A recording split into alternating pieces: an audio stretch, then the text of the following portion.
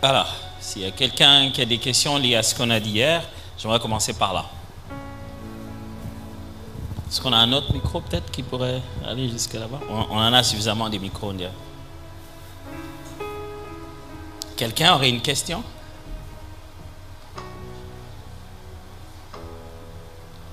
Oui, il y a quelqu'un avec une question là-bas. Il y a un micro qui arrive. Quelqu'un d'autre a une question, ce serait bien de lever déjà les mains. On aura une deuxième question ici et une troisième là-bas. Donc on a trois, on a une, deux et trois. Oui, allez-y. Bonsoir, docteur, bonsoir tout le monde. Moi c'est la sœur Obed. J'ai une question par rapport à ce qui a été dit hier, bien sûr. Quand vous avez dit que on est né guérisseur et on apprend à aiguiser au fait et à être meilleur dans cela. Mais que dire de la culture qu'on a? Je donne un exemple. Par exemple, il y a beaucoup de parents qui aiment que leurs enfants soient seulement, par exemple, médecins, avocats, ingénieurs. Comment réagir par rapport à ça et que dire aux parents par rapport à ce point? Et en tant qu'enfant et jeune, comment répondre à cette pression où on nous donne seulement on nous présente seulement certains métiers et non pas d'autres? Très facile à répondre. Comment réagir? Waouh! Que dire aux parents? Faites pas ça chez vous. Que dire aux enfants? Continuez à suivre la voie de Dieu. Mais c'est pas grave, je vais y répondre tout à l'heure. On prend une deuxième ici et puis une troisième et puis le tout. On répond une bonne fois pour toutes. Il y avait mon frère, levez la main s'il vous plaît. Bonsoir et merci, c'est le frère Cédric. J'ai deux questions qui sont associées. C'est plus des questions d'éclaircissement. Hier, vous avez parlé donc de la manifestation de l'esprit, ce que vous avez référé comme nématikos. Vous avez aussi fait allusion au charismata, qui est donc la multiple grâce. Mais dans la Bible, il y a aussi quelque chose d'autre qui vient dans le même sens, que les gens appellent ou qu'on appelle les fruits de l'esprit. J'aimerais donc savoir...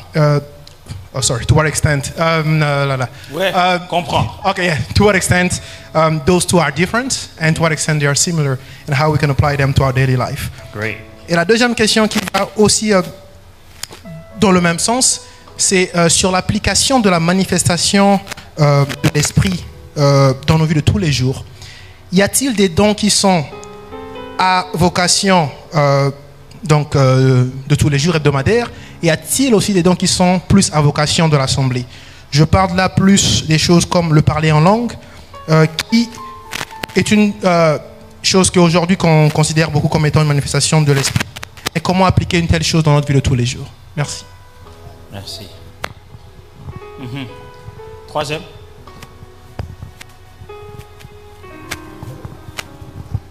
Bonsoir pasteur. En vrai, la sœur a quasiment marché sur ma question. Mais j'aimerais quand même avoir la différence entre la personne don et la manifestation de don. Ok, super.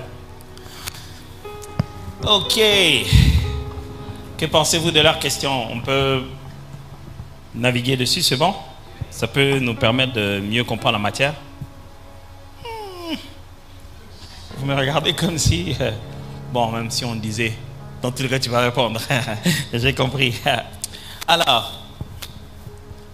Puisque hier, on a introduit l'idée de comprendre en 1 Corinthiens chapitre 12, qu'est-ce que la Bible appelait les dons spirituels, en faisant une différence avec ce qu'il y a dans Romains chapitre 12, ce que la Bible aussi appelle des dons. On a essayé de voir la différence de ces mots don, qui a par-ci par-là.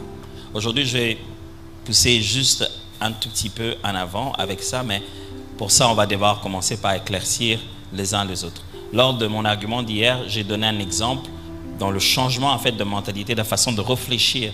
Comment le fait que Dieu nous a donné des capacités qui doivent servir, pas seulement dans l'assemblée, mais dans la société. C'est en nous. Et j'ai donné l'exemple de comment de fois Dieu le place depuis votre naissance. Il passe certaines choses comme ça. Et j'ai donné l'exemple justement de quelqu'un qui... J'insistais sur le fait qu'il faudrait apprendre à l'école ou à l'université des choses qu'on est déjà pour mieux les guiser et non pas tenter d'apprendre pour devenir. Et alors, la sœur Obed nous demande si, voilà... que dire des parents qui veulent à tout prix que leurs enfants deviennent quelque chose ou une autre? Ou comment dire aux enfants comment ils doivent embrasser cela, par rapport à ce que je viens de dire. Alors c'est là que je me demande, est-ce que je ne me suis pas cherché des problèmes hier? Je vais répéter une notion fondamentale que j'ai dite hier en passant et j'aimerais quand même la répéter. Les métiers qui viennent se créer ne font pas naître des habiletés. Je vais répéter. Les métiers qui viennent exister avec le temps, ce ne sont pas eux qui créent des habiletés. Je donne un exemple très banal hier en disant, avant que les Anglais créent le football, il y avait des gens capables de pouvoir jouer au football. Mais c'est quand le football a été créé qu'on s'est rendu compte que celui-là pouvait le jouer. Il y avait des footballeurs sans football. Ce métier s'est créé, alors on s'est rendu compte que les gens peuvent en jouer. Maintenant, quand quelqu'un sait faire 2-3 trucs avec ses jambes, il peut être footballeur. Avant qu'on soit capable de créer une batterie, des gens qui avaient les rythmes dans le corps existaient. Quand on crée une batterie, on dit « on a des batteurs ». On a tendance à croire que lorsqu'un métier, une profession se crée dans la société, c'est à partir de ce moment-là que nous aussi on doit répondre à cette profession. Non. Le potentiel de l'homme est beaucoup plus grand que les professions qui se créent avec le temps. C'est ce qui rend maintenant cette génération très difficile avec la génération passée. Parce qu'il y a des gens qui ont aimé des travaux, des types de professions qui dans la société étaient des professions honorables. Maintenant, ça ne sert à rien du tout. Je ne sais pas si tu as déjà vu ça. Moi, je regarde très rarement les réseaux sociaux, mais de temps en temps, ma femme, elle aime bien avant le soir, avant qu'on dorme, on regarde un peu de temps en temps. Et une fois, elle m'a montré une vidéo où on faisait, c'était en France, je crois, on faisait un micro-trottoir et on posait des questions aux gens. On demandait qu'est-ce qu'ils ont fait dans la vie et combien ils gagnent. Il y avait un monsieur qui avait un doctorat en computer science, quelque chose comme ça, et il gagnait 1800 € par mois. C'était celui qui gagnait le moins. Il y en avait un qui avait bac plus, je ne sais pas quoi, qui était youtubeur et qui gagnait des millions plus que lui. Ils n'ont rien dit à la fin. C'était juste pour commencer à démontrer combien le diplôme, je vais faire très attention à ce que je vais dire tout à l'heure. Oh my God, I need to be very careful.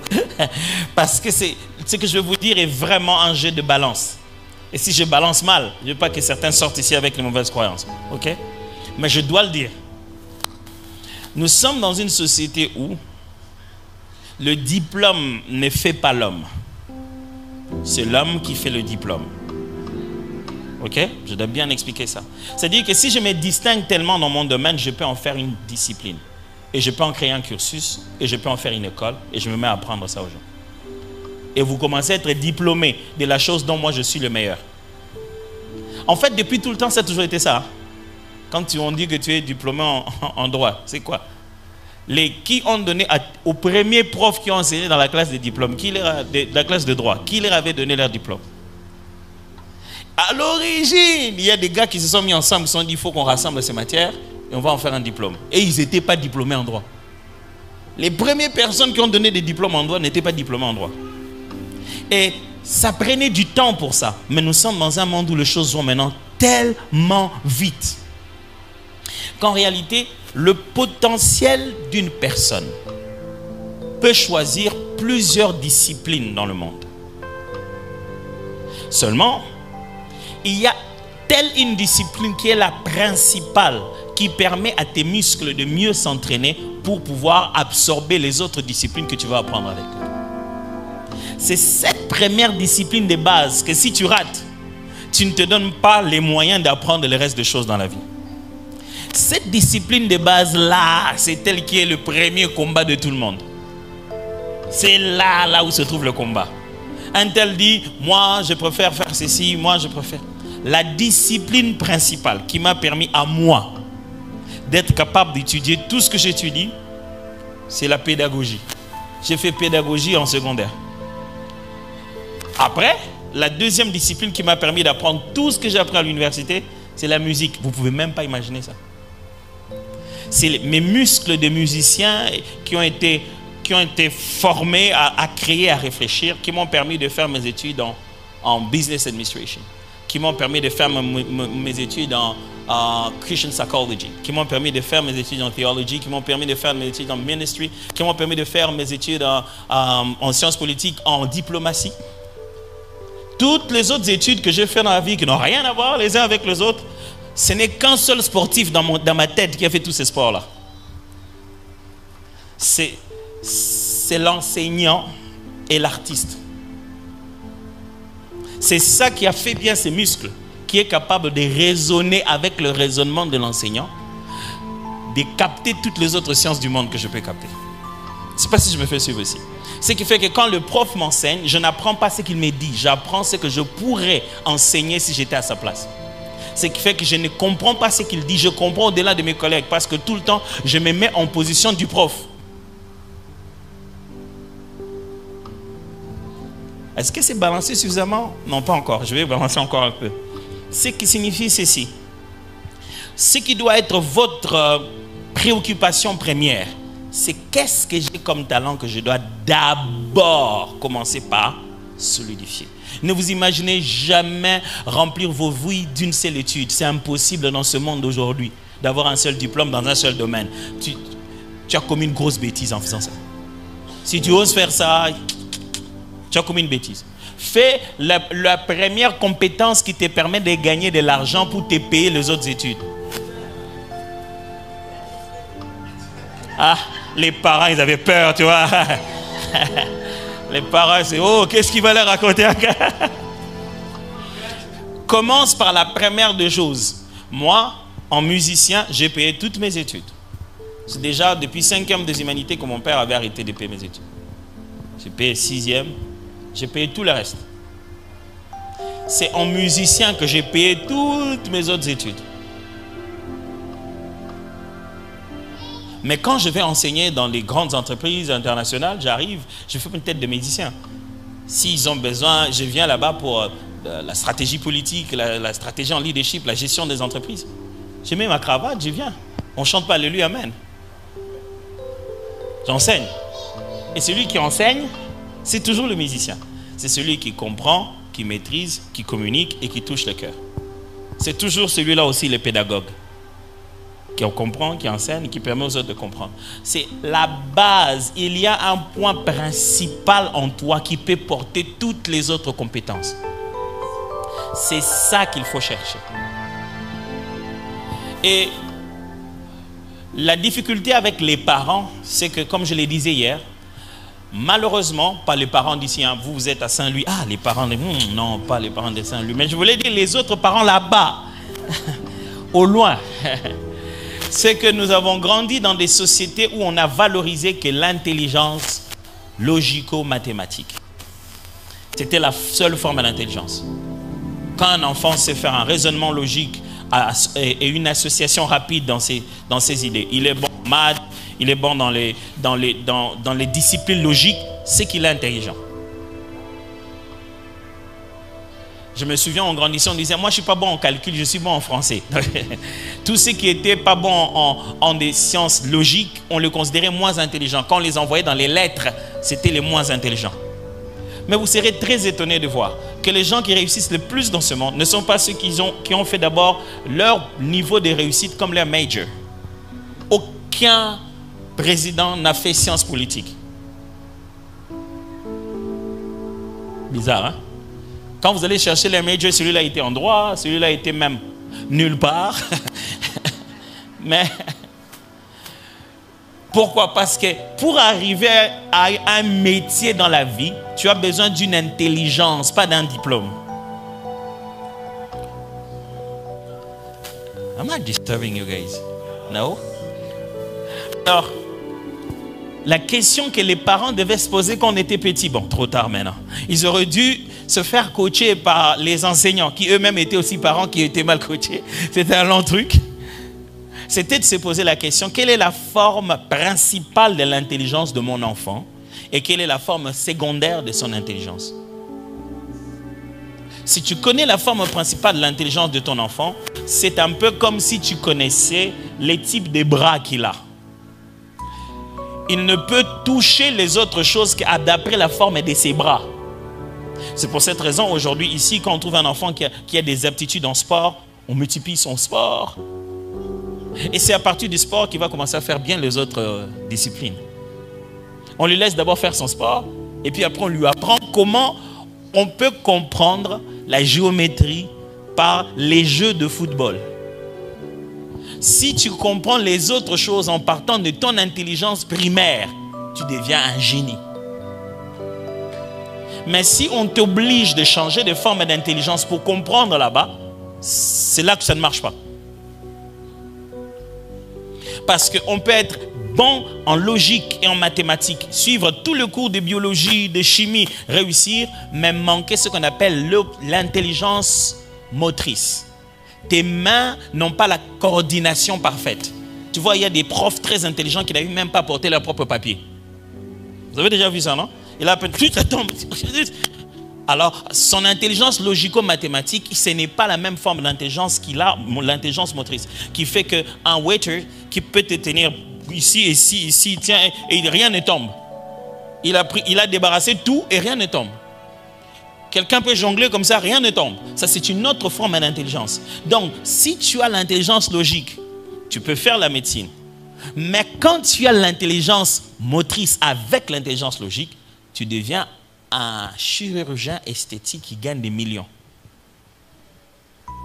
Parce que pour être un bon chirurgien esthétique, c'est au niveau de tes mouvements avec les scalpels, comment couper. C'est la précision de tes actes maintenant. Est-ce que je me fais comprendre? Alors, si tu as préféré plutôt dévouer d'abord tes mains à être bon et mettre le logico-mathématique après, les métiers que tu vas trouver ne seront jamais les mêmes métiers que le médecin chirurgien. Tu vas commencer d'abord par les métiers des mains et tu mettras la tête après. C'est ce qui fait peur aux parents. Les parents se disent, je connais quelques métiers qui existent, je t'ai vu grandir, je pense que telle chose irait bien. Et aussi les parents se disent, tu as quelque part mon sang un peu. C'est quelque chose en moi, quoi. Comprenez les parents. Ok? C'est normal qu'ils disent ça. Maintenant, je vais de ce côté. Les parents ne devraient jamais croire que toi, tu es eux. Et qu'ils doivent finir leur course par toi. Tes diplômes ne sont pas les diplômes des parents. Tu ne peux pas avoir la médecine à ma place. Tu ne peux pas aller matin, midi, soir pour que tu portes le blouson et que moi je me sente bien. Ça n'a pas de sens. Tu ne peux pas me faire souffrir à faire des mathématiques pour que toi tu te sentes intelligent. Si tu avais échoué, c'était ton affaire. Moi, laisse-moi faire, je dois faire. Je ne peux pas récupérer un deuxième round de ton prof de mathématiques à ta place. Non. N'essaie pas de devenir intelligent à ma place. La seule chose à faire, c'est qu'on doit en parler. Pourquoi les parents sont importants? Parce que quand toi, tu n'étais pas encore conscient de toi-même, ils étaient là. Ils t'ont vu faire tes premiers jeux, rassembler tes premiers puzzles. Maintenant que tu es devenu TikTok, Facebook et que tu t'es distrait, et ils sont en train de te surveiller. Ils sont des bons témoins. Ils sont des bons miroirs. Quelquefois, tu dois avoir des véritables conversations avec eux et dire, qu'est-ce que vous pensez de moi? Ils vont le dire avec leur langage d'avant, d'après les métiers qu'ils connaissaient. Mais maintenant, des métiers ont changé. Quand vous les écoutez, écoutez-le parler de votre don principal. Ils vont poser des métiers. Ne vous occupez pas de ça, mais découvrez pourquoi ils pensent que vous pouvez devenir ça, ça. Qu'est-ce qu'ils voient en vous comme capacité? Aujourd'hui, si vous prenez les mêmes capacités, vous le Google, ça va vous donner d'autres professions.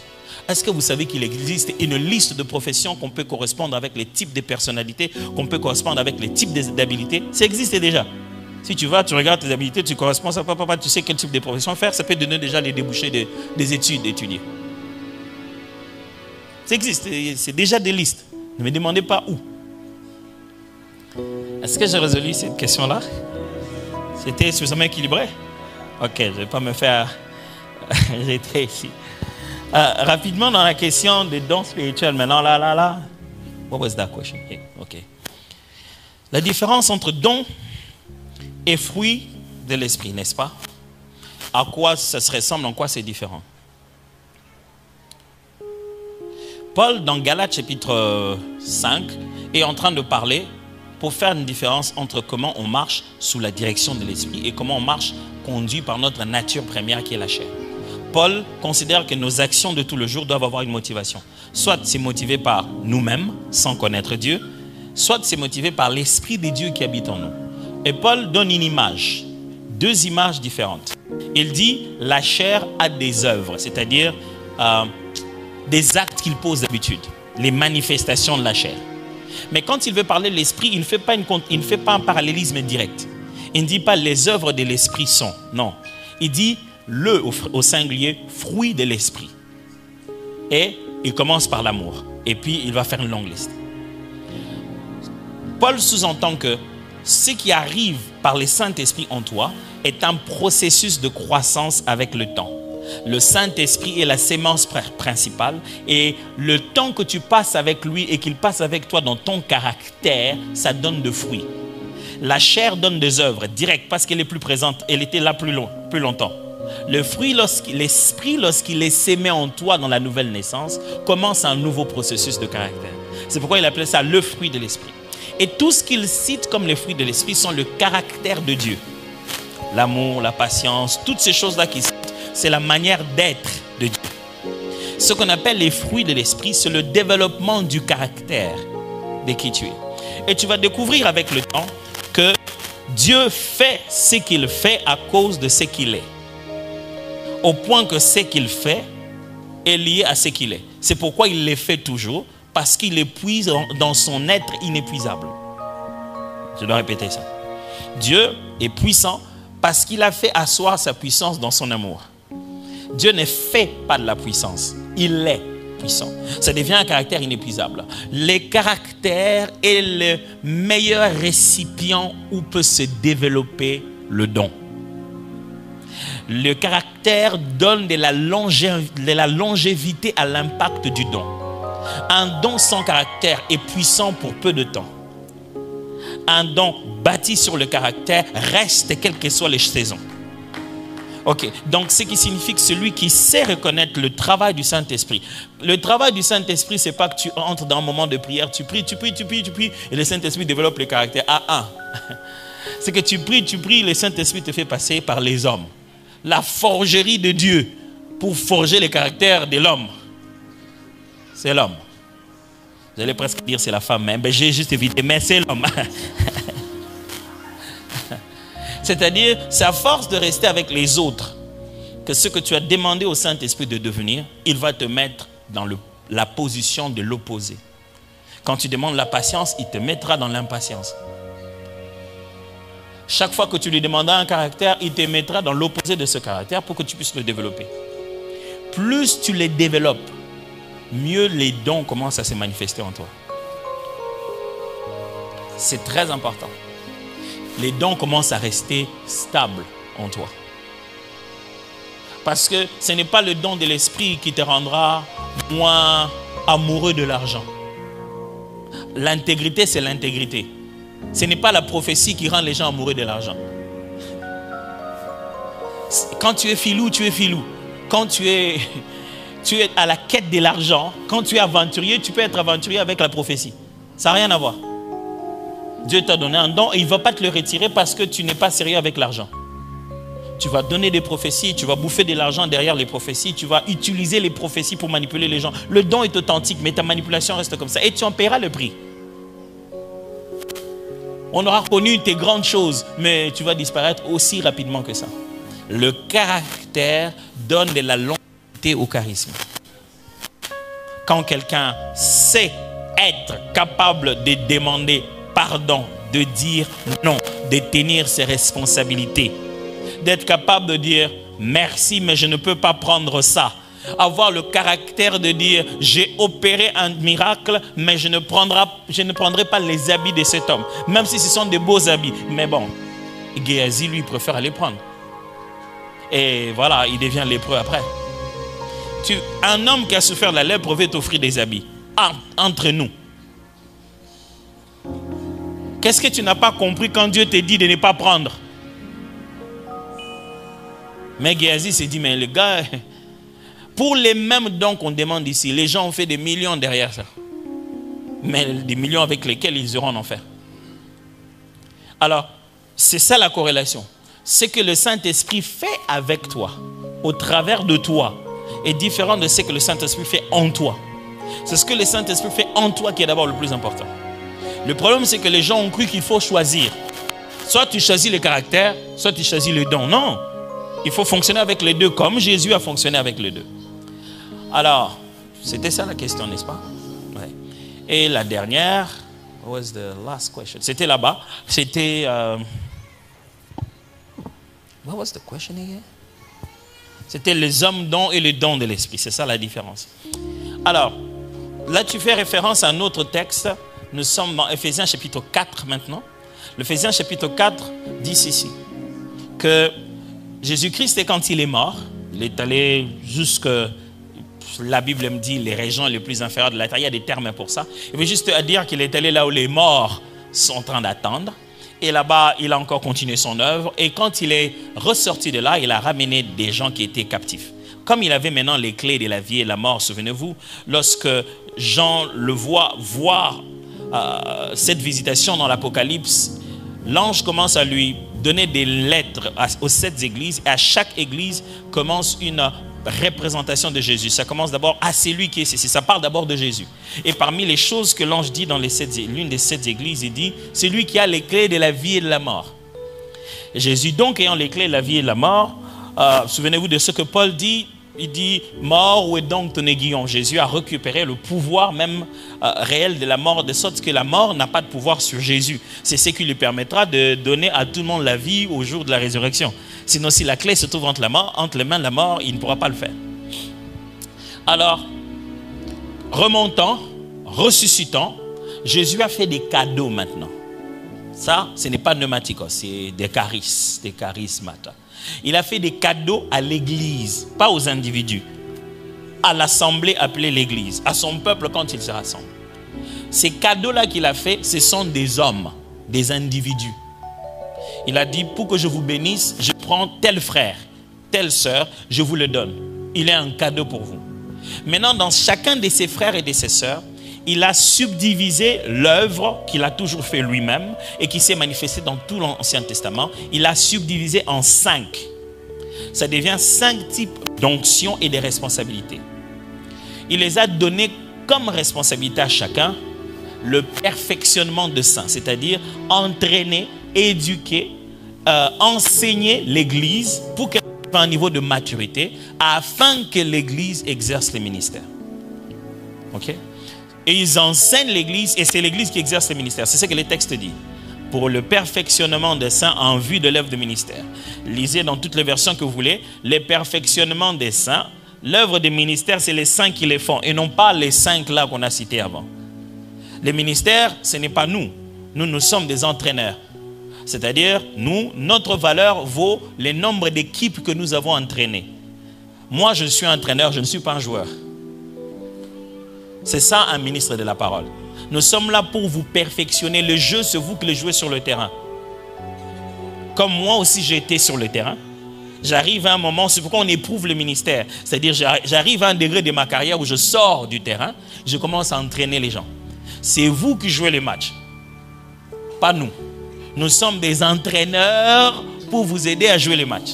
Nous ne sommes pas ceux qui sont censés exprimer les dons. Non, nous exprimons le don dans notre match. Mais nous venons ici pour vous apprendre, vous, à exprimer les dons. That's a long one. Totally different one. Je sais que beaucoup de gens pensent que c'est ça et le ministère. Non, lisez bien les textes, vous allez voir.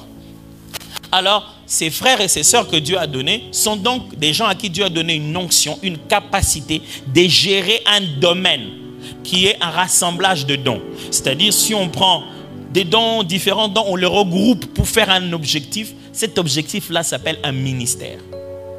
Ici, dans quel ministère se trouve la douane ici chez vous? Les frontières et tout. Ça se trouve dans quel ministère? Ah! Ils sont en Homeland Security, c'est un ministère? C'est tout un Homeland Security, c'est un ministère. Ok. Et la police?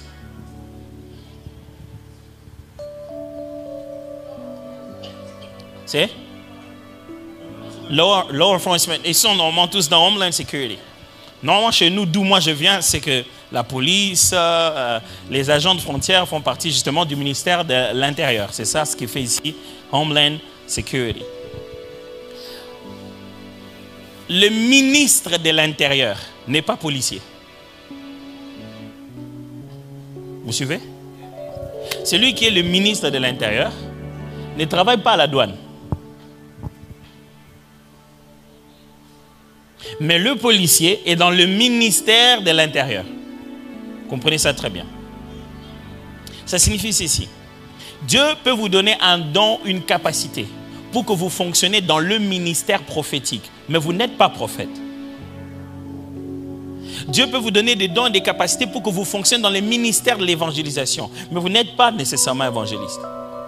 Tous ceux qui travaillent dans Homeland Security ne sont pas les ministres de Homeland Security. Est-ce que ça se comprend très bien, très bien? Alors, les types de dons que vous manifestez sont l'indicateur de quel ministère vous devez travailler dans l'Église. Vous ne choisissez pas vous-même les départements. Le département vous choisit d'après les capacités que vous manifestez. Le problème est que moins vous en manifestez, plus vous commencez à rester collé à un seul département. Moins vous découvrez vos potentiels, plus vous pensez que vous devez être seulement dans un département. Je vous donne un exemple. Vous venez d'une église, peut-être en Afrique, où vous avez intercession, groupe des femmes, groupe des jeunes. Vous avez des types de départements bien précis. Et vous venez dans une autre église où il n'y en a pas. Vous revenez à la question des départs des élèves et des choix des compétences. Tant que vous ne vous connaissez pas, vous êtes perdu. Je connais des gens, pasteurs, qui viennent me dire, moi je viens de notre église, j'étais intercesseur. Ici, comment on fait pour entrer à l'intercession? Moi, je dis, l'intercession n'est pas un ministère. Il n'y a que le ministère qui se transfère, pas des départements. Si je suis pasteur, je le suis dans le corps du Christ. Si je suis intercesseur, je le suis dans la stratégie de cette église. Dis-moi, quel est le don qui t'a mené à l'intercession? Quelle est la motivation? Parce qu'on a reconnu en toi le charisme de compassion, les charismes de prophétique ou les manifestations de guérison. Ici, chez nous, ce type de dons-là, on les met dans un tout autre département.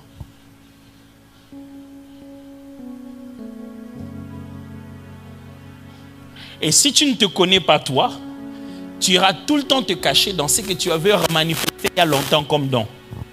Moi j'aime l'intercession. Non, tu ne dois pas aimer l'intercession. Les vraies personnes appellent l'intercession, n'aiment pas l'intercession. Ça devient, c'est un poids.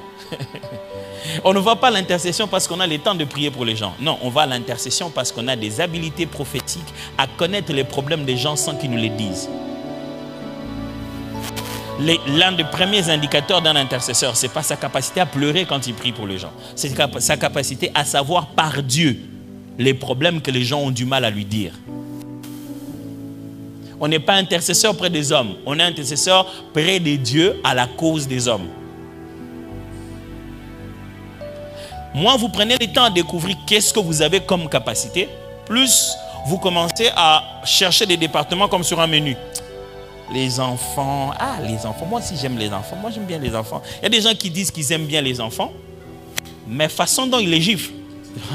Parce que pour eux qui aiment bien, papa, les enfants quand ils courent comme ça, ils rentrent comme ça et ton cœur commence à monter, c'est pas ton appel, papa. Arrête déjà, il y a quelque chose qui ne va pas avec toi. La bonne question, ce serait comment on reconnaît qu'on a un don? Comment on reconnaît qu'on a tel don, un autre? Ça c'est un tout autre sujet que je ne pourrais pas utiliser maintenant avec vous. Peut-être que voilà, autrement. Je ne vais pas oser donner une promesse ici. Maman Bishop, elle va me suivre avec cette promesse. Et elle finira par m'avoir, tiens. Alors, pour finir aujourd'hui, est-ce que le fait d'avoir répondu à ces questions a permis de mieux comprendre le sujet hier? Bon, c'est vrai qu'il y a ceux qui n'étaient pas là hier avec cette question que je viens de poser, ça rend encore la tâche difficile. Mais voilà ce que je vais dire pour qu'on conclue aujourd'hui. Le point de départ de la manifestation de tout le don de l'Esprit, c'est l'écoute de Dieu. Si tu ne sais pas comment Dieu te parle, tu auras du mal à manifester tout le don. Et c'est là le problème. Les gens confondent l'écoute de Dieu et le don spirituel. Il n'y a pas les dons d'écouter Dieu. Ça n'existe pas. Tous mes brebis entendent ma voix. Écouter Dieu est une garantie logique de la conversation appelée prière. Tous les jours, c'est vous qui nous rappelez tout le temps. Prier, c'est parler avec Dieu. C'est une conversation. Tu parles et lui aussi parle. Pourquoi quand toi tu parles, lui il entend? Quand lui parle, toi tu n'entends pas.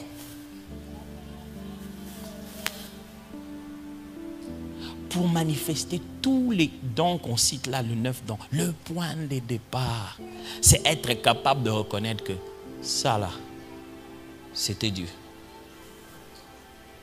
C'est le point de départ d'une véritable vie chrétienne. La capacité de reconnaître comment Dieu exprime sa volonté à toi. Le problème qu'il y a là, c'est celui-ci. Les gens sont très intimidés par la manière dont on délivre un don. Ils ne savent pas comment on a reçu. Ils pensent que ce qu'on donne, c'est ce qu'on a reçu. Ils sont intimidés par le flot qu'on donne. Vous vous dites, waouh, ce gars, il a passé 20 minutes à lui expliquer des détails dans sa maison. Mais j'ai marché comme ça pendant quelques secondes, je suis rentré là-bas et je commence à lui parler longtemps. Moi, je fais quelques secondes, j'ai vu et puis je lui parle pendant 20 minutes. Parce que Jésus a promis ceci. Si on vient chez lui, il ne donne pas de l'eau. Mais dès qu'on le boit, ça va couler chez nous comme des fleuves. Ne confondez, vous ne recevez pas de fleuve, vous recevez une portion. Et après, c'est quand vous les délivrez que ça devient des fleuves. Le tout commence dans votre capacité à reconnaître la volonté de Dieu. À être 100% sûr et de dire à quelqu'un, Dieu m'a dit. Dieu n'envoie pas d'ambassadeur qui n'a pas de contact avec lui. Ça n'a pas de sens. Vous devez être capable de vous dire, Dieu m'a dit.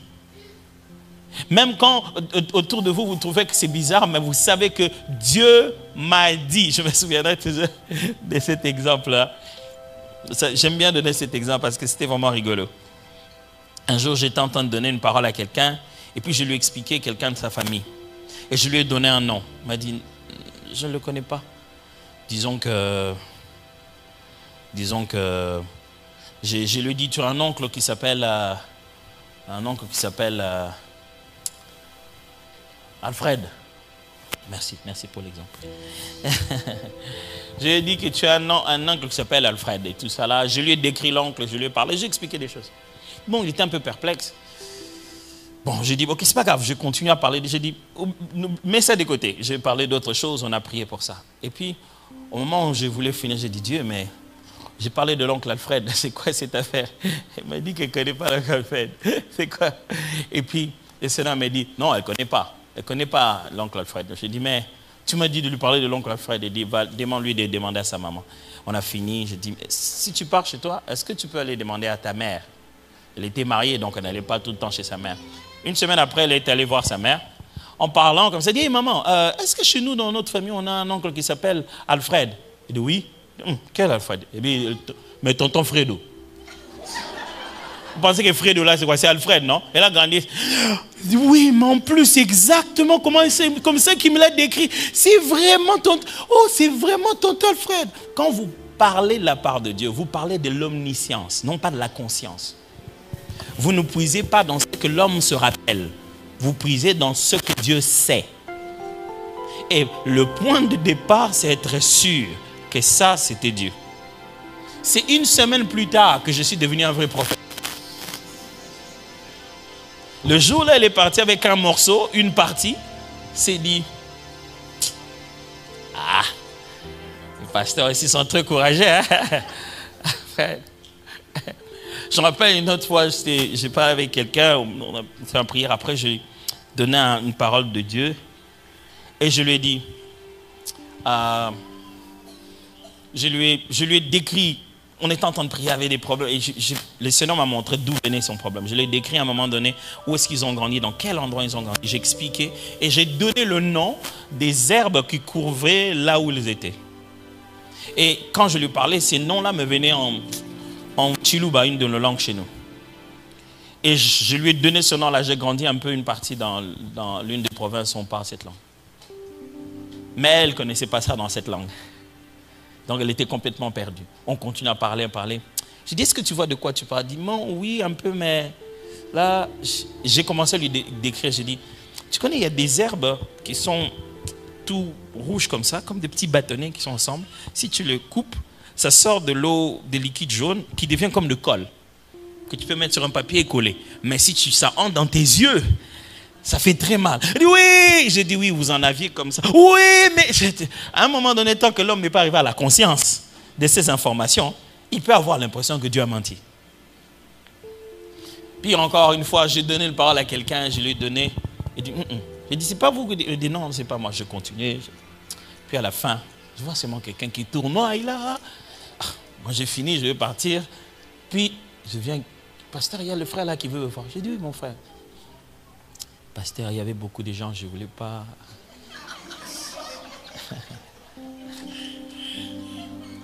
Si moi, je ne suis pas sûr que c'est Dieu qui me parle, imaginez-vous combien de fois je peux me faire humilier. Après, j'ai quitté cette réunion, les gens se sont dit certainement que j'ai raté. Hein? Ils ne savent pas qu'il est venu à la fin. Donc moi, je dois subir pour que lui, il se cache. Parce que si vous voulez fonctionner avec les capacités de Dieu, sachez-le bien, que les gens ne vous rendront pas la tâche facile. Quand les gens rencontrent le médecin, ils lui disent tout. Parce qu'ils ont peur qu'il leur donne un médicament qui va les tuer. Il dit, docteur, vraiment, je ne me sens pas très bien, j'ai mal. Il dit, mais tu as mal, pourquoi? Docteur, je dois quand même te dire, hein, une fois j'avais bu des choses pour pouvoir me débarrasser d'une grossesse, je ne sais pas si c'est vraiment... Ah, mais on va traiter. Mais s'il vient chez toi, dit pasteur, prie pour moi, j'ai mal ici, que vraiment ton Dieu te révèle. Pourquoi vous ne dites pas au médecin que son Dieu le révèle? Les gens sont plus sincères chez les médecins que chez nous. Pourquoi? Voici se promène quelque chose qui est depuis la Bible. Si cet homme est vraiment un homme de Dieu, il saurait de quelle vie est cette femme. Les gens considèrent que si on est vraiment des hommes de Dieu, on doit connaître les cœurs des gens. On doit connaître ce qui se passe à l'intérieur des gens. Le point fondamental, c'est comment Dieu te parle. Je me souviens une fois, ça c'était parmi au début vraiment de ma foi, quand j'ai commencé à voir comment fonctionnaient certains dons. Je suis allé dans un temps de prière, j'ai prié pour autre chose. À la veille, j'ai eu un songe. J'ai vu un pasteur qui venait souvent dans notre église. Je l'ai vu, il m'a expliqué son enfance. J'étais avec lui, je marchais avec lui. Il m'a expliqué là où il a grandi, qu'est-ce qui s'est passé, à quel âge il était malade. Il m'a expliqué. Je dis, mais pourquoi me parler de tout ça? J'arrive, je vais aller voir mon pasteur chez lui à la maison après ma retraite. Oh, je trouve que ce pasteur-là était venu chez lui. Je dis, oh, vous êtes là, pasteur. Pasteur, j'ai rêvé de vous. Vous m'avez dit qu'à partir de 5 ans, vous êtes tombé malade de telle maladie. Votre maman vous a... J'étais là, je suis en train de me regarder. Comment tu sais tout ça? On ne reçoit pas une parole de connaissance. On donne une parole de connaissance. On reçoit de la connaissance divine et on donne une parole de connaissance. Ça, c'est vous expliquer comment fonctionnent ces choses. Parce que les gens ont tendance à se faire la pression de recevoir des flots. Or, on ne reçoit que de l'eau que nous dominiquons comme le flot. Est-ce que ça se comprend petit à petit? Votre exercice principal devait être comment Dieu me parle-t-il? Parce que Dieu nous parle à nous tous. Dieu parle aux gens sans avoir besoin qu'ils soient chrétiens. Dieu parle à la création. Il parle même à quelqu'un qui s'est fait prendre pour Dieu. Il dit, moi je suis Pharaon, adorez-moi. Mais Dieu dit, bon, je vais te donner 2 songes qui vont te faire mal à la tête et tu vas voir. Dieu parle à tout le monde. Il dit, moi je suis Nebuchadnezzar, je suis carrément un Dieu, on doit m'adorer. Il dit, ok, viens ici, je vais te parler. Dieu parle à tout le monde. Parce qu'il a le pouvoir de communiquer à toute la création. Dieu parle même à la mer pour que puisse se taire. Alors tu ne peux pas dire que Dieu ne te parle pas. Le problème c'est qu'il parle tantôt d'une manière, tantôt d'une autre. Et selon lui, c'est nous qui ne sommes pas attentifs. Depuis ce matin jusqu'à là au soir, Dieu t'a parlé de plusieurs manières. Il t'a prévenu sur de petits détails, des petits trucs, des petites décisions à prendre pour lesquelles tu as regretté à prendre. Ah, j'aurais dû sortir avec mon porte-monnaie. Un moment pendant la journée, quelque chose t'a dit, sors avec ton porte-monnaie. Tu as refusé. Et quand tu dis, pourtant j'avais vu ça. Tu n'avais pas vu ça pour hier. Les capacités surnaturelles du Saint-Esprit ne sont pas pour fonctionner qu'à l'église. Un peu comme le frère m'a demandé aussi dans sa sous-question. Les dons que le Saint-Esprit, je vais y revenir, les capacités que le Saint-Esprit nous donne ne sont pas que pour fonctionner dans l'église. Un peu comme il dit, le don de parler en langue, ainsi de suite. Je vais vous raconter 2-3 histoires. Un jour, un homme qui s'appelait John G. Lake arrive après les moments des grandes guerres avec l'Allemagne et tout. Il descend en Allemagne. Il trouve des jeunes devant le feu comme ça en train de parler des jeunes. Et il avait une telle compassion. Il s'est dit, pourquoi ces jeunes sont en train de perdre leur âme comme ça? Seigneur, si je savais parler l'allemand. Il priait tellement, il arrive, il vient saluer ces jeunes. Il ne savait pas, il a continué à parler en langue. Il tenait leurs mains, il les saluait. Et quand il a arrêté ce flot-là, il a vu ces jeunes qui se sont agenouillés. Oh. Il a prié pour eux, c'est fini. Puis les jeunes se sont levés. Et puis les jeunes ont continué à lui parler en allemand. Il a répondu en anglais, je ne sais pas parler allemand. Ils se sont regardés. Quoi? Mais je ne parle pas allemand. Il dit, non, c'est pas vrai. Ils ont tenté de répondre avec le peu d'anglais qu'ils avaient. Ils disent, non, comment ça tu ne parles pas allemand? Tu viens de nous parler, tu viens de nous prêcher pour qu'on donne nos vies à Jésus et qu'on se genouille pour que tu pries pour nous. Depuis quand tu ne parles pas allemand? C'est parce qu'on pense que, écoutez-moi, le don de langue c'est quoi? C'est la capacité d'exprimer les spirituels sans passer par l'intelligence. C'est le meilleur téléchargement avec VPN que tu n'aies jamais eu. C'est-à-dire que tu peux complètement contourner toutes sortes de barrières de l'intellect et directement télécharger du spirituel à la manifestation physique. Le problème, c'est seulement une ignorance. On ne sait pas comment ça fonctionne. C'est comme ça qu'on ne sait pas. Quand on interprète un songe, je pensais que je l'interprète par quelque chose. Il y a 3 raisons d'interpréter un songe. On peut interpréter un songe d'abord par la compréhension et la maturité. On peut interpréter un songe par la combinaison des dons spirituels. Et on peut interpréter un songe par le complémentaire du songe, c'est-à-dire un autre message que tu obtiens pour pouvoir comprendre le songe. La combinaison des dons spirituels, c'est le don de langue, le don d'interprétation de langue. Le don d'interprétation de langue n'interprète pas que les parlants en langue, il interprète tout langage divin qui est incompréhensible. C'est avec ce don-là que moi j'interprète les besoins de mes clients pour que je leur propose un plan d'affaires. Quand ils me parlent, je n'entends pas ce qu'ils disent avec mes mots, j'entends ce qu'ils disent dans leur esprit. J'essaie de capter si Dieu est avec eux. J'essaie de capter si ça... Des fois qu'on finit, j'ai dit à ma collaboratrice, on n'ira nulle part. C'est bien tout ce qu'elle est en train de dire, mais si on s'investit dans cette affaire, ça n'ira nulle part. Mais quand on parle, quelqu'un me parle, j'écoute. Le credo de le slogan de notre entreprise, c'est « We design your dreams ». C'est avec le don d'interprétation de langue que j'interprète les besoins des clients et je les transforme en plan d'entreprise. Exactement le même don. Avec lequel, si tu me dis ton don, je vais l'interpréter. Exactement la même capacité. Parce que les capacités spirituelles, ce n'est pas à l'église que c'est spirituel. Dès qu'on sort ici, tout est spirituel. Comment vous pouvez imaginer que quelqu'un dans l'occultisme, il est spirituel en dehors de l'auge, vous êtes spirituel qu'à l'église? Je ne sais pas si on peut comprendre. Eux, ils vont dans des loges pour venir être spirituels au travail. Dominer au travail, faire toute leur spiritualité là où vous serez. Et vous n'êtes spirituel que quand vous venez ici. Et c'est ici que vous allez vous battre avec Satan. Vous dites, non, Satan vient, on va faire combat spirituel. Ah! Même si le diable est vraiment pas intelligent. Il va venir chez vous pour faire combat spirituel avec vous à la maison. Là où vous avez tout pour les tabasser. Non, ce n'est pas possible. C'est que le combat spirituel commence bien avant qu'ici. Et donc, il y a des gens qui crient au nom de Jésus en perdant. À l'église. Au nom de Jésus. En perdant. Il a déjà perdu toute la bataille avant d'arriver ici. Moi, j'ai une question à vous poser. Comment Dieu vous parle? Si ça, c'est devenir sérieux, ce que vous n'êtes pas encore sérieux avec le don spirituel, vous devez vous demander comment Dieu me parle. Pasteur, moi, je n'ai pas de don de vision. La vision n'est pas un don. La vision est un langage. Et le langage, il est disponible dans toute la conversation. Il est disponible pour tout le monde. Pasteur, moi, je n'ai pas de don de songe. Les songes ne sont pas un don. Les songes sont un langage. Ok.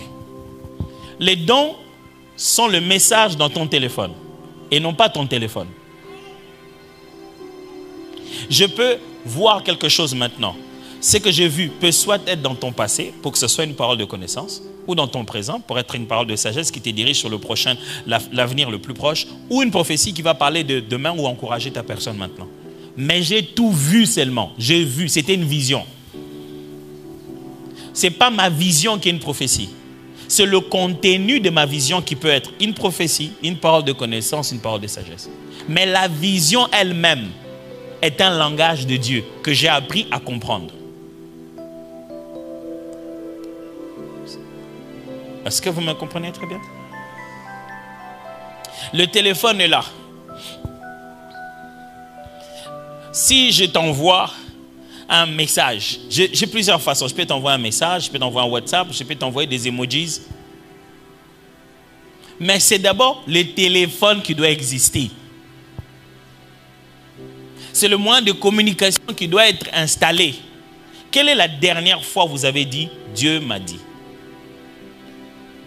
Ça montre à quel point votre téléphone est vieux, il ne sait pas prendre en charge les applications actuelles. Vous avez un vieux téléphone chez nous qu'on appelle des conis, ça veut dire des brasiers, donc des braises, des gens de bois de braise. C'est si vieux que ça ressemble à ça. Est-ce que vous pouvez prendre en charge les nouvelles applications? Est-ce que vous continuez à écouter Dieu jusqu'aujourd'hui? Et la plus grande faiblesse des chrétiens d'aujourd'hui, ils ne veulent plus eux-mêmes écouter Dieu, ils préfèrent aller l'écouter, c'est un prophète. Moi, en tout cas, je n'ai pas reçu mandat de venir ici exercer les dons pour vous seulement, sans vous expliquer les choses qui existent. Sinon, vous n'aurez pas grandi. C'est très important. Il y a des gens aussi, quand Dieu le parle, il prend les songes. Il prend son songe que Dieu lui a parlé. Il vient te le donner comme ça. J'ai déjà vécu comme ça, des gens disent « Eh, pasteur, j'ai rêvé pour vous. » Et puis il dit, ça veut dire quoi, oh? Parce que je vous ai vu dans les rêves, je me suis dit, je vais vous dire ça. Il y en a même qui a dit, pasteur, j'ai rêvé qu'on est arrivé quelque part, on ne nous suivait pas. Toi, tu es parti à gauche, moi, je suis parti à droite. Toi, tu étais parti où?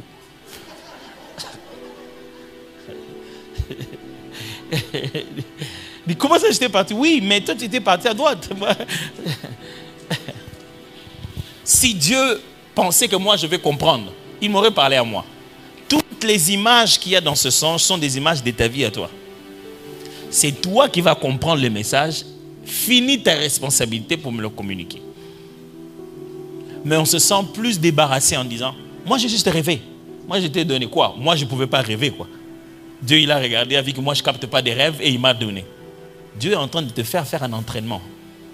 En te faisant rêver chez les autres, il te fait grandir. Vous verrez que souvent, quand Dieu vous parle, quand Dieu vous entraîne dans le prophétique, il vous donne des messages que vous ne pouvez pas arrêter. Can I explain that again? Vous voyez quelqu'un qui va mourir et il meurt.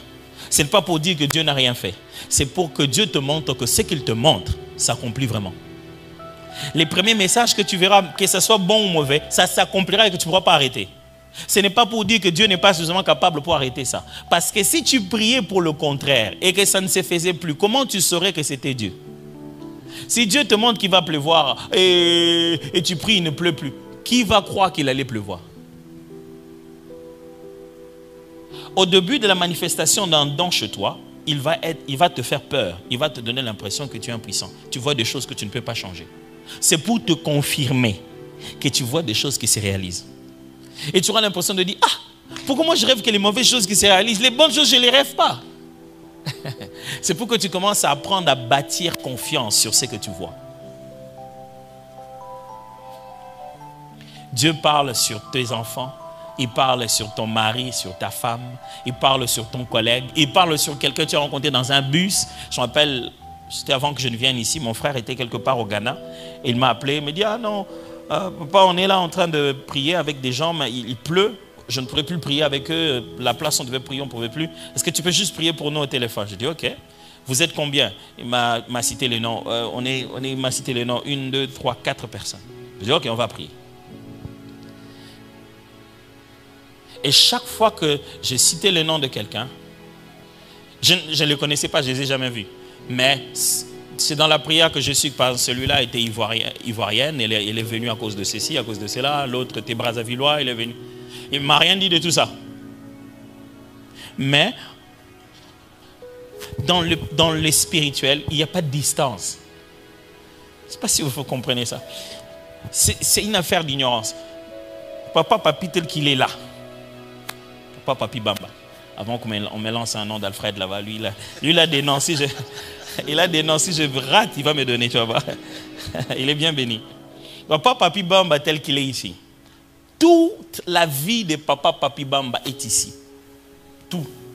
Parce que dans la réalité spirituelle, tout ce que tu es et tout ce que tu as, tout ce que tu possèdes, tout ce que tu as touché, tout ce qui est en contact avec ta personne, qui est empreint de ton ADN, se promène avec toi spirituellement. Tout ce qui t'appartient.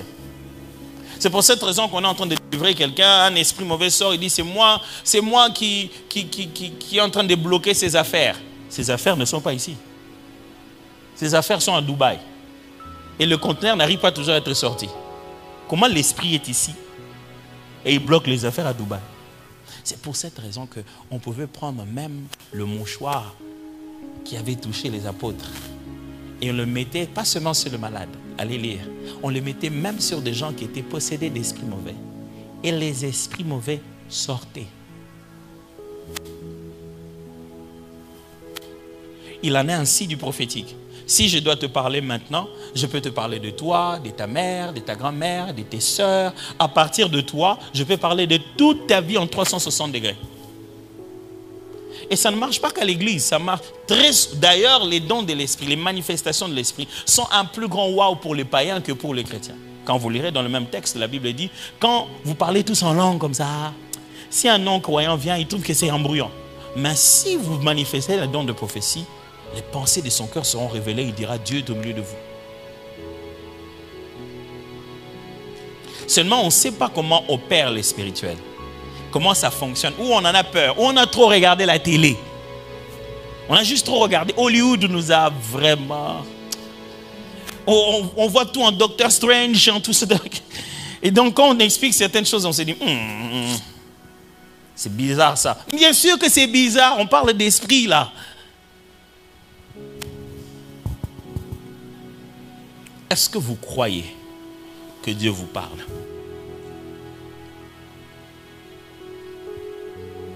Dieu vous parle. J'ai juste eu une idée. Non, tu n'as pas une idée. Dieu t'a parlé. J'ai juste senti. Non, tu n'as pas senti. Dieu t'a parlé. Si le langage humain, les êtres humains ont appris à parler avec les temps, vous pensez que Dieu doit apprendre notre langue avant que les êtres humains aient le langage? Comment Dieu communiquait avec eux? Est-ce que vous avez compris ma question? Si les origines de l'articulation de langage, les premières langues dans la préhistoire ont été créées, Dieu, comment communiquait-il avec l'homme avant que l'homme n'ait le langage?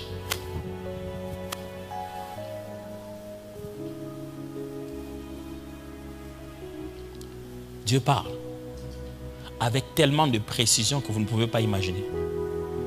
Ah, je vous assure, Dieu parle. On peut le faire là, tout à l'heure. Mais je sais que vous êtes pressés par le temps et nous tous on est pressés par le temps. C'est pourquoi on passe plus de temps d'abord à adorer Dieu pour que nos cœurs soient préparés aux vérités spirituelles. J'ai déjà hyper débordé. Ni tété le fait que ce soit intéressant, vous serez déjà en train de partir. Mais je pense que c'est intéressant, c'est pourquoi tout le monde est encore là, je l'espère, je pense, j'imagine. Peut-être que vous êtes d'ici, je me lève maintenant, il va me voir, il va me... Mais allez vous poser cette question. Comment Dieu me parle toujours? Voici comment je peux vous aider. Les moments où vous avez pris les plus importantes décisions de votre vie, vous les avez prises comment? C'était sur base de quoi? Quelle était la chose qui vous a fait dire « J'y vais ». J'insiste, Dieu n'a pas commencé à vous parler parce que vous êtes devenu chrétien. C'est parce qu'il vous a parlé que vous êtes devenu chrétien.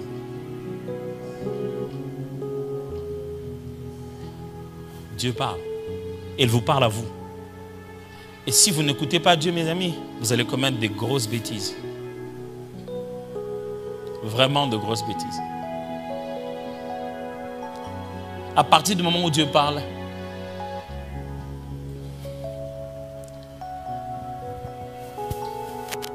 même pour exercer un don de guérison, un don de foi, tout dépend de la capacité à reconnaître la volonté de Dieu. C'est quand tu reconnais que Dieu veut que je prie pour ce malade et qu'il sera guéri. Tout va là-bas. Si tu ne réussis pas d'abord à saisir comment Dieu te parle, tout ce que je raconte ici, je vais finir par ça. Un jour, un de nos profs qui nous a enseigné ça, en Afrique du Sud, ils ont fait faire un exercice.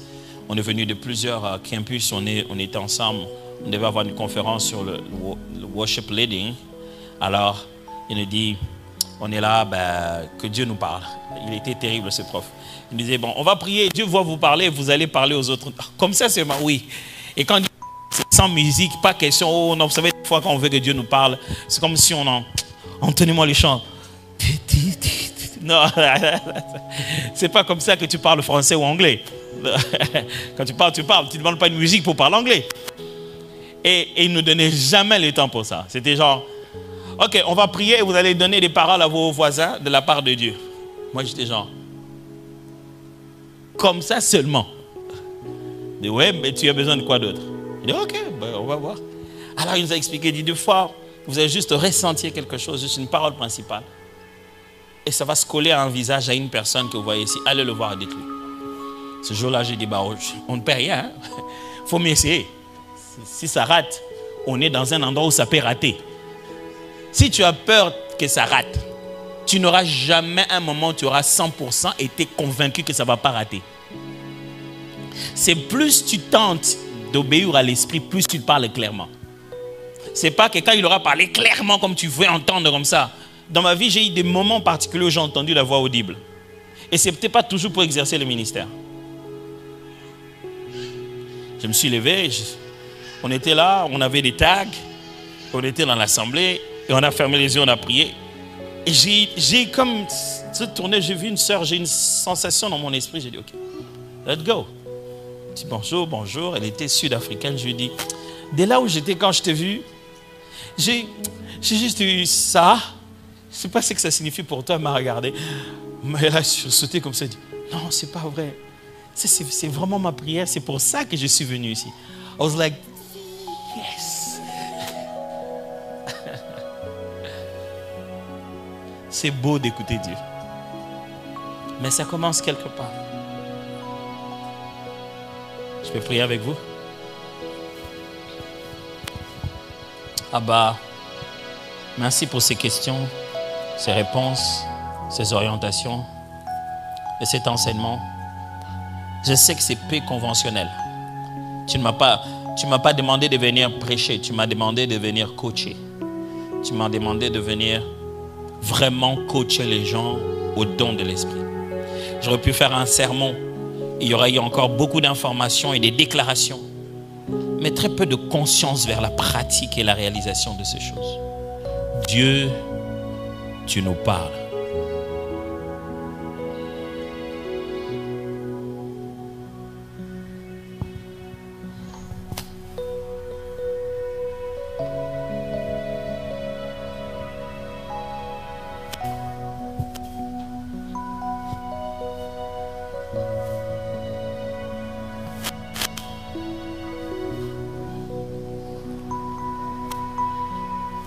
J'aimerais que pendant un moment, vous puissiez prier. Nous allons prier pour quelqu'un. J'aimerais que Dieu vous mette une parole à cœur, n'importe laquelle. J'aimerais que vous puissiez dire à Dieu, Dieu, je dirai à quel moment nous devons particulièrement prier pour cette personne, mais pour l'instant, j'aimerais juste vous demander de prier et dire, Dieu, parle-moi. Montre-moi ce que je dois dire. Dis-moi quelque chose. Mets dans mon cœur. Et en ce moment, tu es en train de prier. Sois attentif aux sensations de votre cœur et sois attentif aux images de ton esprit. Sois juste attentif. Prions un moment ensemble. Prions ensemble. Dieu, parle-moi. Parle-moi. Parle-moi.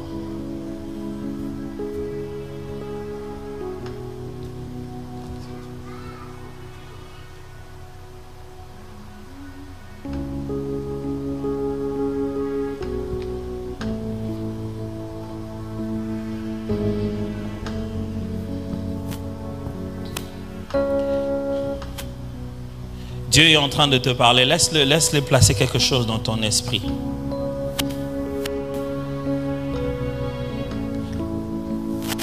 Dieu, parle-nous, parle à toute cette assemblée. J'aimerais que tu touches le voisin qui est à côté de toi. On va prier ensemble. Père, je prie ce soir que tu remplisses cette assemblée de ton langage précis et spirituel. Parle aux esprits, parle au cœur. Apprends-nous à comprendre que ces choses sont réelles et authentiques. Au nom puissant de Jésus. Amen. Alors, je veux que vous puissiez me dire ce que vous avez vu ou ressenti sur cette affaire où on a prié pour quelqu'un ici. Je veux juste que vous commenciez d'abord, vous, par me dire qu'est-ce que vous avez ressenti ou entendu ou vu. On va prendre le micro. Je vais prendre 2 ou 3 personnes seulement.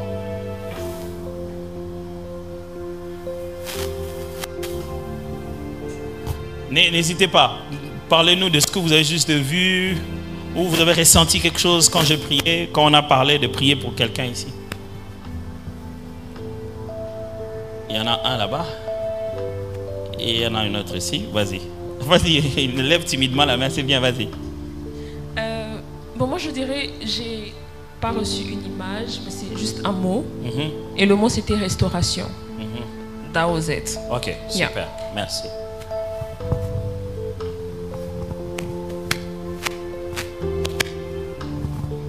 Personnellement, lorsqu'on était en train de prier, j'ai ressenti comme une tristesse. Au point que c'est comme s'il y avait quelques gouttes de larmes qui ont voulu, je ne sais pas, comme un poids, comme une tristesse. Super, merci. Une autre personne, je voulais juste 3. Oui. Moi, quand je priais, j'ai vu genre le flash de 2 photos comme ça, 2 personnes qui sont revenues. C'est comme papa, directement comme ça. Et puis, j'ai senti comme si il me disait de prier pour ces personnes, that's it. Ok. Mais tu te souviens de cette personne-là? Exactement. Ok. Mais elle n'est pas ici. Je préfère de faire faute. Ok. Ça, c'est mon ami qui m'avait amené la fleur la dernière fois. Quelqu'un d'autre veut parler aussi? On a eu 2 frères. On va avoir 2 sœurs, oui. Bon, moi, j'ai vu un campus WashU. C'est quoi? WashU, Washington University. Ok. Yeah. T'as vu comme... J'ai vu et j'ai eu ça dans mon cœur, Washington University. Ok, super. T'as vu un campus et tu as ressenti Washington. Super. Quelqu'un d'autre? Oui. Oui, il y en a. Il y a le prophète qui est là-bas, qui est venu. Quelle pression sur lui. Je me suis vu à l'école, dans le bâtiment dans lequel j'étudie. Mais avant ça, j'ai senti dans mon cœur la joie. J'ai senti comme s'il y a quelqu'un qui manquait de joie dans le bâtiment dans lequel j'étudiais à l'école. Ouais. Wow, super. Viens.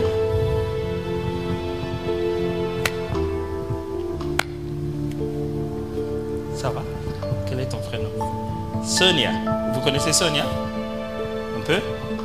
Je peux avoir un micro pour Sonia? Merci. Tout à toi, Sonia.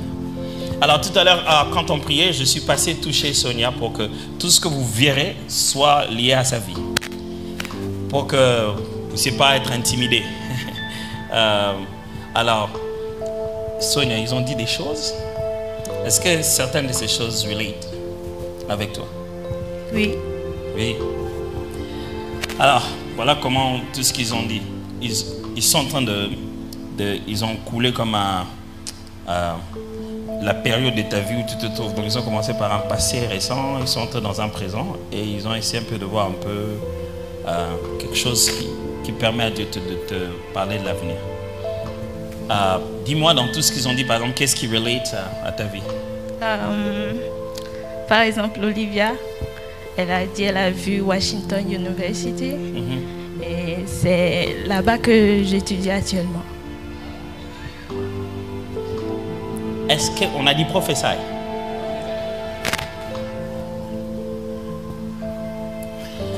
Mais comment tu relates avec les messages de la restauration? Il n'y a pas longtemps, Dieu m'a parlé qu'il va me restaurer. Wow. Et chaque jour, je prie sur ça. Je lui dis, ouvre le livre de souvenirs. C'est toi qui l'as dit, c'est pas moi. Tu dois me restaurer, Seigneur. Est-ce qu'on a dit prophétie? Mais ils n'ont pas tous vu. D'autres ont juste ressenti son cœur. Je n'ai pas besoin de combiner ces choses pour que vous voyez comment c'était si clair. Mais je suis presque sûr que si je l'avais fait passer elle d'abord, vous allez vous sentir sous pression. Vous n'allez plus commencer à avoir confiance. Mais quand vous étiez dans cette impression de vous ne savez pas de quoi il s'agit, imagine-toi qu'elle a sorti une phrase qu'elle a dit avec Dieu. Restaurer. Elle a sorti exactement la même phrase qu'elle a dit avec Dieu. Est-ce que vous pouvez vous imaginer ça? Vous croyez toujours que Dieu ne parle pas? Vous voulez qu'on refasse encore 2-3 fois? Ça, je vous ai montré le niveau le plus simple de la chose. Mais c'est important que vous puissiez comprendre que Dieu peut poser dans votre cœur une sensation, un sentiment qui n'est pas tien. Dieu peut poser dans ton esprit quelque chose qui appartient à quelqu'un d'autre. Un mot, une phrase. Après, c'est quand tu parles que tu sauras articuler où se trouve ce mot, dans son passé, dans son présent ou dans son avenir, et comment cela est utile. C'est à ce moment-là que ça devient une parole de connaissance. Toi, tu reçois une connaissance et tu délivres une parole de connaissance. Elle serait levée, elle aurait dit, ma soeur Olivia, c'est ça? Sonia. Sonia, I'm sorry. Where did I get that, Olivia? Oh, yeah, c'est elle plutôt. Elle serait venue lui dire, ma soeur Sonia, le Seigneur te restaure. Parce qu'elle serait en train de dire, wow, amen. Et il lui aurait donné une parole de connaissance. Elle dit, comment elle sait que j'ai demandé à Dieu de me restaurer? Comment elle sait tout ça? Et lui, il serait venu dire, ma soeur Olivia, le Seigneur me demande de te dire, le temps de pleurs est passé. Sonia. Et, I'm sorry, that's Olivia, that's her fault. So, ma soeur Sonia, le temps des pleurs est passé. Amen. Les saisons de craindre, d'avoir la tristesse. Le Seigneur va enlever l'habit de tristesse sur toi. Amen. Il va te donner une joie. Amen. Ce n'est pas moi qui dis, c'est le frère là qui a dit ça. Amen. Est-ce que ça commence à avoir un sens? Le frère serait venu lui dire, ma soeur Sonia, le Seigneur dit qu'il va te prendre en charge tes études comme tu ne pouvais pas imaginer. Amen. Il va te donner la joie dans la matière de tes études. Amen. Il va te consoler dans tes études. Amen. Ce serait lui qui a dit ça, pas moi. Et tout ça, c'est clair, n'est-ce pas, pour elle? Vous voyez comment elle est en train d'encaisser? Et c'est pas moi qui ai dit ça. Alors, Dieu vous parle. Ne prenez plus ça à la légère. C'est peut-être que vous ne savez pas qu'est-ce qui m'arrive. Vous ne savez pas mélanger le puzzle. Vous ne savez pas avoir cette conviction. Vous n'allez pas ressentir ce que ressent Sonia. Vous n'allez pas ressentir sa joie et son excitation et comprendre déjà que c'est vrai. Non, vous allez avoir cette petite peur de vous dire, est-ce que c'est Dieu ou pas? Parce que vous n'avez qu'une gorgée. Mais quand ça va sortir, ça va être des flots et des flots. Tu es seul aux États-Unis? Oui, je suis seule. Il y a seulement mon cousin, mais il est un peu loin de moi. Ok, les autres membres de la famille? Ils sont en Afrique. Ils sont en Afrique. Combien voudraient venir te rejoindre? Tout le monde. Tout le monde voudrait. Mais les plus récents? Il y a ma petite soeur, oui. Ta petite soeur voudrait te rejoindre ici? Oui. Okay. Et elle est à quelle étape de son process? Normalement, la dernière fois, il y avait une université qui l'avait acceptée au Canada. Mais franchement, je ne sais pas ce qui s'est passé et elle n'a pas voyagé. Ok. Il y a en fait 2 personnes qui doivent finalement te rejoindre ici. Oui, mais mes petites soeurs. Ce sont des petites soeurs. Yeah. C'est pas moi qui dis ça, c'est le frère qui a dit qu'il y a 2 personnes dont il avait une image qui sont passées rapidement, qui savent qu'il doit prier pour eux. Ce sont 2 personnes qui doivent te rejoindre ici, qui sont le véritable sujet de ton prière. Dieu aimerait juste que tu saches que ils vont venir. Amen. Il va aller une chose après une autre. Amen. Il va s'occuper de toi, il va s'occuper de tes études et il va s'occuper de faire venir. Amen. Et c'est pas moi qui l'ai dit. C'est lui, elle et elle. Amen. C'est comme ça que fonctionne l'église. Pas que moi, je dois faire ça. Et cette chose, elle aurait pu l'avoir, c'est dit, pourquoi j'ai Washington University depuis 12 ans dans ma tête? Même Jésus, ça va lui arriver. Quelqu'un l'a touché et il ne sait pas qui. Et il se met à tourner la Bible et dit, il promène le regard en train de chercher qui l'a touché. Il voit cette femme, il le sait, la femme, oh, la femme sait qu'on m'a vu. Pourquoi Jésus promenait le regard? On l'a touché, mais pourquoi il cherche de regard? Parce que dans tes yeux, tu peux reconnaître la personne avec qui tu es connecté spirituellement. Et quand Dieu te parle de quelque chose et tu n'arrives pas à comprendre, ouvre le yeux. Promène le regard dans l'assemblée.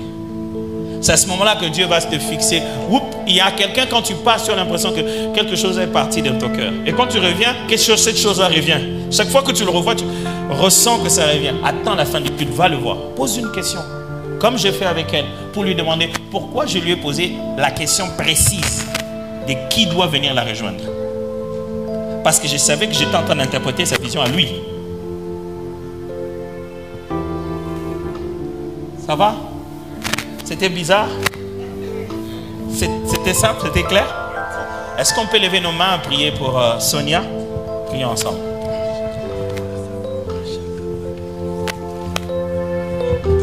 Dieu de toute bonté, merci pour Sonia. Nous déclarons que sa restauration est arrivée.